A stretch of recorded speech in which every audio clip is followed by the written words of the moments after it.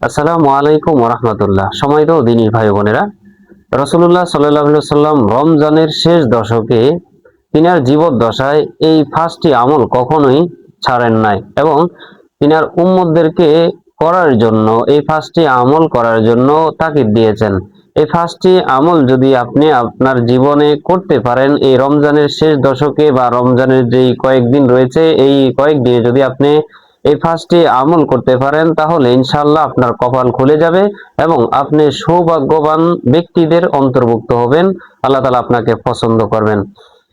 সম্মানিত দিনী ভাই বোনেরা, রাসূলুল্লাহ সাল্লাল্লাহু আলাইহি ওয়াসাল্লাম শেষ রমজানের শেষ দশকে বিশেষ করে বেজোর রাতগুলো, যেমন 21, 23, 25, 27, 29 এই পাঁচটি রাতে বিশেষ করে আমলগুলো করতেন এবং তিনি ক্রমাগতভাবে এবং সমান তালে এই আমলগুলো করতেন শেষ দশকে। তিনি শেষ দশকের যেই রমজানের শেষ 10 দিন রয়েছে, শেষ 10 দিনে তিনি সমান তালে এই আমলগুলো করতেন এবং আম্মা জান আয়েশা রাদিয়াল্লাহু তাআলা আনহা বলেন যে রাসূলুল্লাহ সাল্লাল্লাহু আলাইহি ওয়াসাল্লামের জীবনের শেষ যে রমজান ছিল, এই রমজানে তিনি বিশেষ করে 20 রমজান পর্যন্ত এই আমলগুলো করতেন। কি? 1 নম্বর হলো তিনি সারা রাত জেগে ইবাদত করতেন। নাম্বার 1, রাসূলুল্লাহ সাল্লাল্লাহু আলাইহি ওয়াসাল্লাম যে পাঁচটি আমল করতেন এবং উম্মতদেরকে রমজানের শেষ দিকে করার জন্য তাকিদ দিয়েছেন, তার ভিতরে 1 নম্বর হলো তিনি সারা রাত জেগে ইবাদত করতেন বা সারা রাত জেগে থাকতেন। তো সারা রাত জেগে থাকা কি? রাসূল সাল্লাল্লাহু আলাইহি ওয়াসাল্লাম সারা রাত জেগে থেকে তো অবশ্যই আমল করতেন, কেমন? এবং পরিবারকে তিনি জাগিয়ে দিতেন, যে পরিবারকে ঘুমাইতে দিতেন না এবং তিনি এমন করে দিতেন যে কেউ যদি ঘুমায় তাহলে জরিমানা হবে, শাস্তি প্রদান করা হবে। অর্থাৎ তিনি এই শেষ দশকের রাতগুলোকে এত গুরুত্ব সহকারে আমল করতেন যে আম্মা জান আয়েশা রাদিয়াল্লাহু তাআলা আনহা বলেন যে তিনি যেন কোমরে গামছা বেঁধে নামতেন। অর্থাৎ আমরা যখন কোনো কাজে, কঠিন কোনো কাজে নামি বা কাজের জন্য প্রস্তুতি গ্রহণ করি, তখন আমরা কি করি? লুঙ্গি অথবা প্যান্ট, একটু টাইট বা শক্ত করে বেঁধে নিই। তো এটাকে তিনি কত গুরুত্ব দিতেন। 1 নম্বর, সারা রাত জেগে তিনি জেগে আমল করতেন এবং পরিবারকে তিনি উঠে দিতেন, মানে ঘুমাইতে দিতেন না এই রাতগুলোতে। অবশ্যই আমরা এই কাজটা করব। এই বিশেষ করে যে বেজোর রাতগুলো রয়েছে, এখানে কদরের রাতও রয়েছে, কেননা বর্ণিত রয়েছে রাসূল সাল্লাল্লাহু আলাইহি ওয়াসাল্লামের যখন মন খারাপ ছিল, যে তিনি চিন্তা করলেন যে বনি ইসরাইলের উম্মত, তিনারা তো 1000 বছর কি পাইতেন? হায়াত পাইতেন, 100 বছর হায়াত পাইতেন। তো যে যত বেশি হায়াত পাইবে সে আমলও তত বেশি করবে, তার আমল নামও তত ভারী হবে, এটাই তো নিয়ম। আমার উম্মত তো 60 থেকে 70 বছর, হ্যাঁ, এটা কমন, বেশি হতে পারে, কিন্তু এই 60 থেকে 70 বছর কি আমল করবে?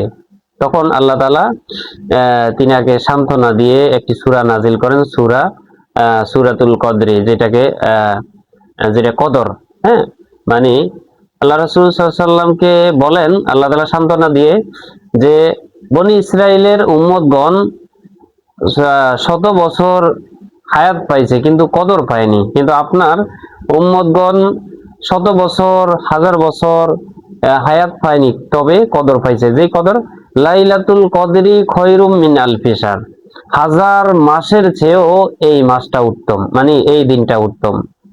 লাইলাতুল কদরি খয়রুম মিন আলফি শাহর, 1000 মাসের চেয়েও এই কদরের রাত্রিটা উত্তম। অর্থাৎ কোন ব্যক্তি যদি কদরের রাত্রে ইবাদত করে, আল্লাহ তাআলা তার আমল নামায় 1000 মাস ইবাদত করলে যে সব, ওই সব তার আমল নামায় আল্লাহ তাআলা দিবেন। এখানে আমরা অনেক সময় বলি যে হাজার মাস যেহেতু বলছে 1000 মাস ধরেন না, এখানে 1000 মাস বলছে, তবে নির্দিষ্ট কোনো সংখ্যা বলেনি। তো সেটা আল্লাহ তাআলা আপনাকে আমাকে কত মহাব্বত করেন বা কত বেশি ভালোবাসেন, যে আমার নির্দিষ্ট কোনো সংখ্যা বলেনি, 1000 মাসের চেয়েও উত্তম। আল্লাহ তাআলা এই কদরের রাত্রিতে ইবাদত করার জন্য আমাদেরকে সুযোগ করে দেয়। 2 নম্বর, রাসূল সাল্লাল্লাহু আলাইহি ওয়াসাল্লাম ইতিকাফ করতেন। আমরা তো এখন এতেকাফের জন্য লোক পাই না। বিশেষ করে মা বোনদেরকে বলবো, আপনারাও ঘরের ভিতরে এতেকাফে বসবেন। এবং এতেকাফ হয়তো যে গেছে 2-3 দিন চলে গেছে, আপনি সমস্যা নাই, এতেকাফের কিছু নিয়ম রয়েছে। আপনি 1 ঘন্টা এতেকাফে বসতে পারেন, অথবা 1 দিন বসতে পারেন, অথবা 3 দিনে আপনি এতেকাফে বসতে পারেন। এখন থেকে যতদিন রয়েছে অতদিনের জন্য আপনি আপনার ঘরে এতেকাফ বসে যান। কারোর সাথে কোনো কথাবার্তা বলবেন না, জরুরি ছাড়া। এটি এতেকাফ আপনার জন্য, আপনি ঘরের কোনায় বসে যান, কেমন? পুরুষ যারা রয়েছে তাদেরকে বলবো, এখনো সময় আছে, আপনারা মসজিদে এতেকাফে বসে যান। আল্লাহ তাআলা তৌফিক দান করুক। এবং এতেকাফে আল্লাহ রাসূল সাল্লাল্লাহু আলাইহি ওয়াসাল্লাম তিনি আর জীবদ্দশায় কোনো রমজান এতেকাফ ছাড়েননি। এবং আম্মা জান আয়েশা রাদিয়াল্লাহু তাআলা আনহা থেকে বর্ণিত, তিনি বলেন যে শেষ জীবদ্দশার শেষ যে রমজান, তিনি সেই রমজানে 20 দিন পর্যন্ত তিনি এতেকাফ করেছেন।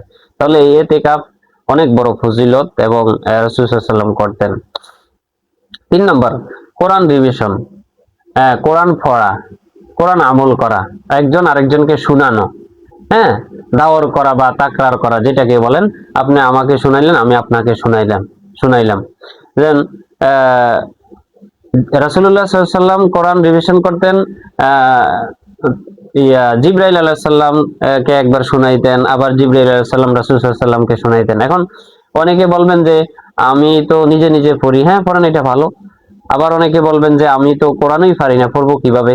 তা আমি একটা সুন্দর সুপরামর্শ দিব, সেটা হলো আপনি তো ছোট ছোট সূরাগুলা পারেন, আপনি এই সূরাগুলা একজনকে শুনান, সে আপনাকে এই ছোট ছোট সূরাগুলা শোনাক, তাহলেই তো কোরআন রিভিশন হয়ে গেল। এই রাসূলের এই 5টি আমলের একটার উপরে আপনি আমল করতে পারলেন। আল্লাহ তাআলা আমাদেরকে বুঝার তৌফিক দান করো। নাম্বার 4, কিয়ামুল লাইল, অর্থাৎ দীর্ঘ সময় রাসূলুল্লাহ সাল্লাল্লাহু আলাইহি ওয়াসাল্লাম কিয়ামুল লাইল করতেন। দীর্ঘ সময় দাঁড়িয়ে থাকতেন, মানে দাঁড়িয়ে দাঁড়িয়ে তিনি নামাজ পড়তেন। এমন আম্মা জান আয়েশা রাদিয়াল্লাহু তাআলা আনহা বলেন যে রাসূল সাল্লাল্লাহু আলাইহি ওয়াসাল্লাম কি বলবো, তিনি এত দীর্ঘ সময় দাঁড়িয়ে থাকতেন যে তিনার পা মোবারক ফুলে যেত। সাহাবায়ে কেরাম আজমাইন আম্মা জান আয়েশা রাদিয়াল্লাহু তাআলা আনহাকে জিজ্ঞাসা করলেন যে রাসূল সাল্লাল্লাহু আলাইহি ওয়াসাল্লাম রমজানের শেষ দশকে কিভাবে ইবাদত করতেন, বা শবে কদরের রাতে কিভাবে ইবাদত করতেন। কয় আমাকে এই কথা জিজ্ঞাসা করি না, আমরা অনেক সময় হয় না যে বিশাল সৌন্দর্য এবং আকর্ষণ একটা জিনিস দেখছি, ভাই এত ভালো লাগছে, আমি তোমাকে বুঝে বলতে পারবো না, এত সুন্দর। ঠিক তিনিও আশ্চর্য হয়ে বলেন যে আমাকে এই কথা বলিও না। তিনি এত সুন্দরভাবে বা এত দীর্ঘ সময় দাঁড়িয়ে কিয়ামুল লাইল করতেন, নামাজ পড়তেন, যে তিনার পা মোবারক ফুলে যাইত। অথচ আমরা 4 রাকাত নামাজ পড়তে 2 মিনিট লাগে, আবার অনেকে 2 মিনিটও বেশি হয়ে যায়। মানে বেশি বলতে মানে সময় বলতে চাই আরো তাড়াতাড়ি পড়েন না কেন, সময় তো বেশি হয়ে গেছে। আল্লাহ তাআলা আমাদেরকে তৌফিক দান করুক। তো যারা অনেকে হয়তো মনে প্রশ্ন জাগে যে হুজুর আমি তো ছোট্ট সূরা পারি, সূরা ফিল পারি, অথবা সূরা কুরাইশ পারি, সূরা মাউন পারি, ইন্না তয়না পারি, কুলিয়া আইয়ুল কাফিরুন পারি, আমি তো ছোট ছোট সূরাগুলা পারি, আমি তো কিয়ামুল লাইল দীর্ঘ করব কিভাবে, এই নামাজগুলা দীর্ঘভাবে দাঁড়িয়ে দাঁড়িয়ে পড়বো কিভাবে? হ্যাঁ, আপনি যদি 5টা সূরা পারেন বা 10টা সূরা পারেন, আপনি এখান থেকে পড়েন। সূরা ফাতিহার পরে মনে করেন আলাম তারা পড়লেন, পড়ার পরে এরপরে বিসমিল্লাহ করে আরেকটা সূরা মিলেন, এইটা শেষ করে বিসমিল্লাহ পরে আরেকটা সূরা মিলেন। এইভাবে আপনি আপনার কিয়ামকে দীর্ঘ করতে পারেন বা নামাজকে লম্বা করতে পারেন, লম্বা করে নেবেন। আল্লাহ তাআলা বুঝার তৌফিক দান করুক। নাম্বার 5, রাসূল সাল্লাল্লাহু আলাইহি ওয়াসাল্লাম বেশি বেশি দোয়া করতেন, এবং একটি দোয়া তিনি শিখিয়ে দিয়েছেন যে যদি তুমি সবে কদর পেয়ে যাও, যদি তুমি সবে কদর পেয়ে যাও, তাহলে কি আমল করবে, কি দোয়া করবে? তখন তিনি একটি দোয়া শিখিয়ে দিয়েছেন, আল্লাহুম্মা ইন্নাকা আফুন তুহিব্বুল আফওয়া ফাআফু আন্নি।